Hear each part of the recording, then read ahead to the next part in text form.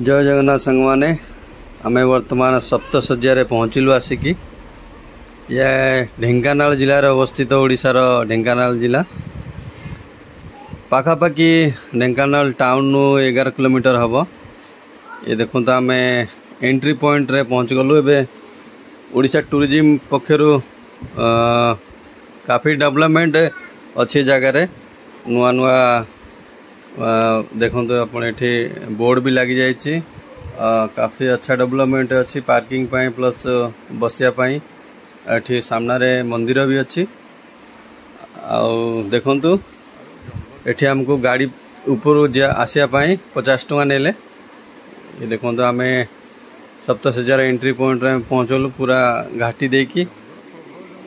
ये देखो तो यहाँ मेन एंट्री पॉइंट मंदिर अच्छी आग को। ये देखो बढ़िया सुंदर है पूरा घंच जंगल रे। ये वर्तमान आम ऊपर को जीवु। ये देखो झिंटिका रो शब्द पूरा घंच जंगल तो पूरा इतने जोरे आवाज होची कहतु नाई। ये पहाच भी हो जाइए। ये झरना राइट साइड रे देखु बहुत कम लोग थिले कारण वर्षा दिन आ सफोकेशन बहुत हुए जंगल रे। आ किछि दिन टिके वर्षा हेले ये सब शिउली नागिवार संभावना अच्छी। किंतु आपण माने जदि आसवा चाहछन ताले अक्टोबर बा सेप्टेम्बर अक्टोबर को आसिले बा खरा दिन आसिले भल हम कारण सफोकेशन बहुत जंगल भितर आ घुंच जंगल जदि लोक नथियो ताले डर भी लागिवो। अवश्य ऊपर मंदिर रे नना रहउछंती। एठी आगु गले उठाणी बहुत चढ़ाणी बहुत तथापि मो बो पाँच रे चलीला। ये देखो तो आम भगवान श्री राम आशीर्वाद नेलु दीप प्रज्वलित कलु भगवान के मंदिर रे। भगवान श्री राम जय हो आशीर्वाद नेलु आम समस्ते। मो बो मो पुओ नना को पैसा देला मो पुओ दक्षिणा। ये देखु भगवान मूर्ति राम लक्ष्मण सीतांकर। ये हनुमान जी बाहर विराजमान।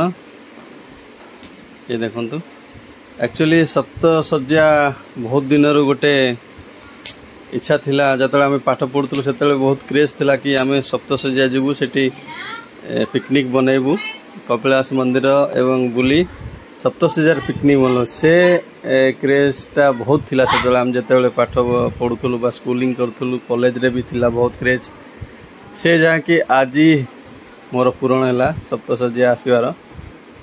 एक्चुअली ऊपर को सेठी लोक मैंने मना कले जावाई जो झरणाटा स्टार्ट होती कारण वर्षा होता पाद खसड़ा हो फैमिली सहित जीवाटा बड़ा मुश्किल डेंजर। तेणुक आम गलु ना। ये देखु ये बाल्टी रे जो राम सेतु यूज होता पत्थर से रखिंट आपन देख पारे। मो पुओ स्त्री आ बो सहित मु जाइली। ये देखु गौड़ महादेव गौड़ स्तंभ आम पूजा करके तौल को आसिलु। एक्चुअली सप्तशଯ୍ୟା जो माने 7टा पहाड़ मिसिक अच्छी आउ कहानी रे तो बहुत किसी अच्छी। पांडव माने एठी अज्ञातवास करथिले आउ भगवान राम भी एठी जते बेले वनवास करथिले एठी वर्षे रहिथिले।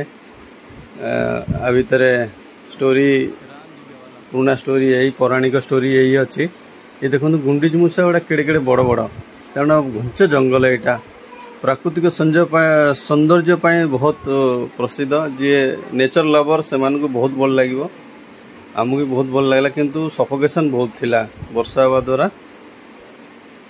जा हो आम बोर बहुत दिन स्वप्न पूर्ण है। आम मंदिर दर्शन करी ऊपर को जाए प्राकृतिक जो सौंदर्य तार एंजॉय कलु समस्त कले। आप निश्चिंत आसबे। जय जगन्नाथ जय।